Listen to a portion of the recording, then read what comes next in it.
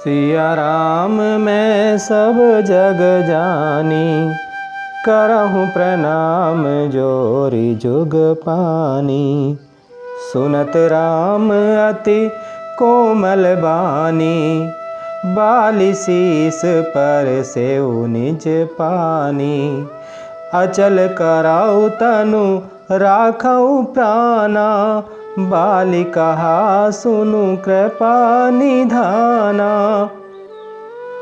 बाली की अत्यंत कोमल वाणी सुनकर श्री रामचंद्र जी ने उसके सिर को अपने हाथ से स्पर्श किया और कहा, मैं तुम्हारे शरीर को अचल कर दूं, तुम प्राणों को रखो।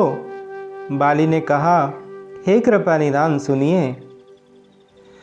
जन्म जन्म मुनि जतनु कराही, अंत राम कही आवत नाही।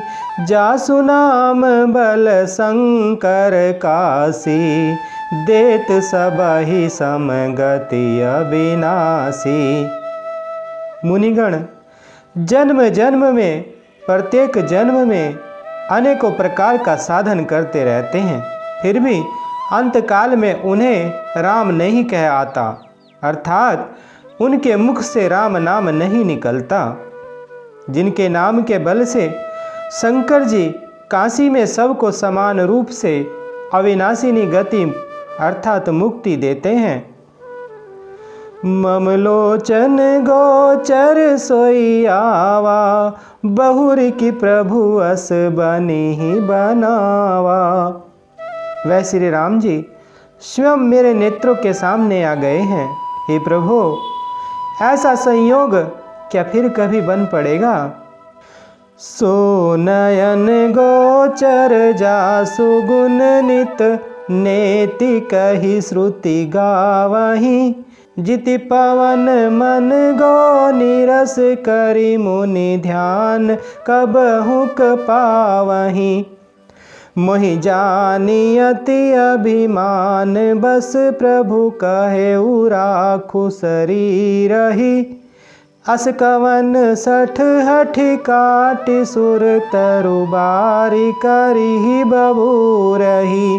श्रुतियाँ नेति नेति कहकर निरंतर जिनका गुणगान करती हैं तथा प्राण और मन को जीतकर एवं इंद्रियों को विषयों के रस से सर्वथा नीरस बनाकर मुनिगण ध्यान में जिनकी किंचित ही झलक पाते हैं, वे ही प्रभु आप साक्षात मेरे सामने प्रकट हैं।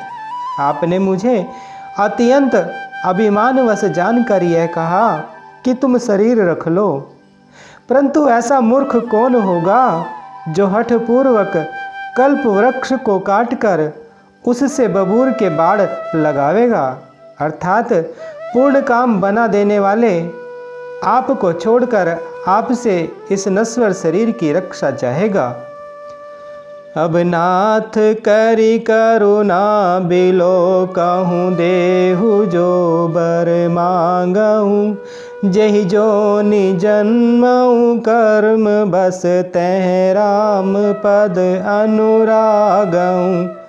यह तनय मम सम विनय बल, कल्याण प्रद प्रभु लीजिए। गई बाह सुर नर नाह, आपस दास अंगद कीजिए। हे नाथ, अब आप मुझ पर दया दृष्टि कीजिए और मैं जो वर मांगता हूँ उसे दीजिए। मैं कर्मवश जिस योनि में जन्म लूँ, वही श्री राम जी अर्थात आपके चरणों में प्रेम करूं। हे कल्याण प्रद प्रभो, यह मेरा पुत्र अंगद विनय और बल में मेरे ही समान है, इसे स्वीकार कीजिए। और हे देवता और मनुष्यों के नाथ, बाँह पकड़कर इसे अपना दास बनाइए। राम चरण दृढ़ प्रीति करी, बालिकीन तनु त्याग।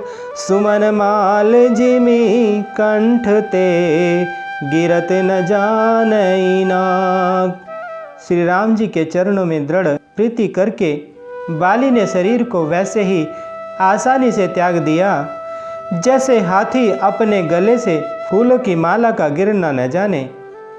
राम बाली निज धाम पठावा, नगर लोग सब व्याकुल धावा। नाना विधि विलाप कर तारा, छूटे केस न देह संभारा। श्री रामचंद्र जी ने बाली को अपने परम धाम भेज दिया। नगर के सब लोग व्याकुल होकर दौड़े। बाली की स्त्री तारा अनेकों प्रकार से विलाप करने लगी। उसके बाल बिखरे हुए हैं और देह की संभाल नहीं है। तारा विकल देखी रघुराया, दीन ज्ञान हरि लीनी माया।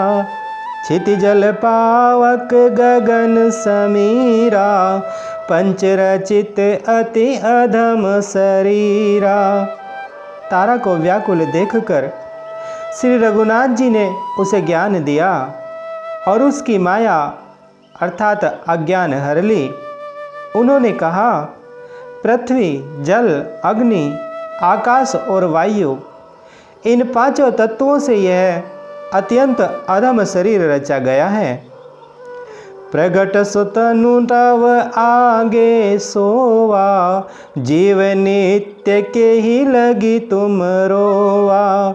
उपजा ज्ञान चरण तब लागी, लीने सी परम भगति बर मागी। वह शरीर तो प्रत्यक्ष तुम्हारे सामने सोया हुआ है और जीव नित्य है, फिर तुम किसके लिए रो रही हो? जब ज्ञान उत्पन्न हो गया तब वह भगवान के चरणों लगी और उसने परम भक्ति का वर मांग लिया। उमा दारु जो सित की नाई, सब ही न चावत राम गोसाई। तब सुग्रीव ही आय सुदीना, मृतक कर्म विधिवत सब कीना। शिव जी कहते हैं, हे उमा, स्वामी श्री राम जी सबको कठपुतली की तरह नचाते हैं। तदनंतर श्री राम जी ने सुग्रीव को आज्ञा दी और सुग्रीव ने विधि पूर्वक बाली का सब मृतक कर्म किया।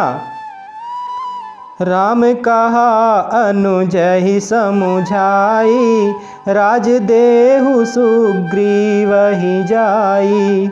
रघुपति चरण नाई करी माथा, चल सकल प्रेरित रघुनाथा।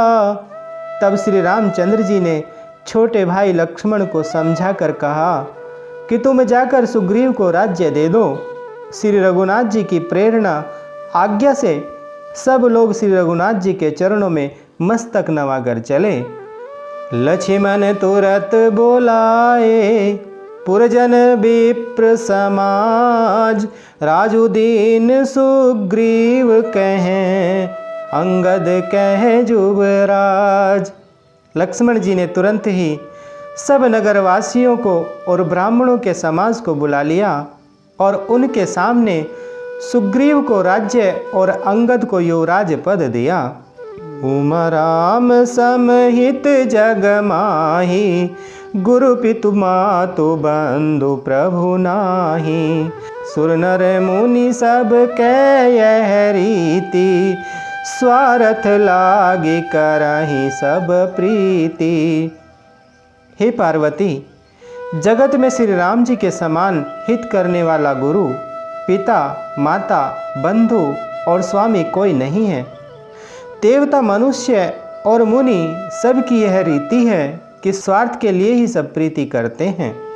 बाली त्रास व्याकुल दिन राति, तन बहु ब्रन चिंता जर छाती।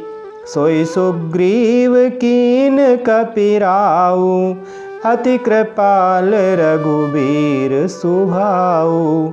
जो सुग्रीव दिन रात बाली के भय से व्याकुल रहता था, जिसके शरीर में बहुत से घाव हो गए थे और जिसकी छाती चिंता के मारे जला करती थी, उसी सुग्रीव को उन्होंने वानरों का राजा बना दिया। श्री रामचंद्र जी का स्वभाव अत्यंत ही कृपालु है। जानता हूँ अस प्रभु परिहरहि, काहे न विपति जाल नर परहि। मुनि सुग्रीव ही लीन बोलाई, बहु प्रकार नृप नीति सिखाई। जो लोग जानते हुए भी ऐसे प्रभु को त्याग देते हैं, वे क्यों न विपत्ति के जाल में फंसें। फिर श्री राम जी ने सुग्रीव को बुला लिया और बहुत प्रकार से उन्हें राजनीति की शिक्षा दी। कह प्रभु सुनु सुग्रीव हरीसा, पुर न जाऊं 10 चारि बरीसा। गत ग्रीष्म बरसा ऋतु आई, रही हूँ निकट शैल पर छाई। फिर प्रभु ने कहा, हे वानरपति सुग्रीव सुनो, मैं 14 वर्ष तक गांव बस्ती में नहीं जाऊंगा। ग्रीष्म ऋतु बीतकर वर्षा ऋतु आ गई, अतः मैं यहाँ पास ही पर्वत पर टिक रहूंगा। अंगद सहित कराहूँ तुम राजू, संतत हृदय धरे मम काजू। जब सुग्रीव भवन फिर आए, राम प्रवर्सन गिरि पर छाए। तुम अंगद सहित राज्य करो, मेरे काम का हृदय में सदा ध्यान रखना। तदनंतर जब सुग्रीव जी घर लौट आए, तब श्री रामचंद्र जी परवर्षण पर्वत पर जा टिके। प्रथम ही देवन गिरि गुहा, राखे हूँ रुचिर बनाई। राम कृपा निधि कछु दिन, बास करी हिंगे आई। देवताओं ने पहले से ही उस पर्वत की एक गुफा को सुंदर बना अर्थात सजा रखा था। उन्होंने सोच रखा था कि कृपा की खान श्री रामचंद्र जी कुछ दिन यहाँ आकर निवास करेंगे। मंगल भवन अमंगल हारी, द्रवहु सुदशरथ अजर बिहारी। बोले श्री रामचंद्र भगवान की, बोले माता सीता जी की, बोले श्री बजरंगबली भगवान की।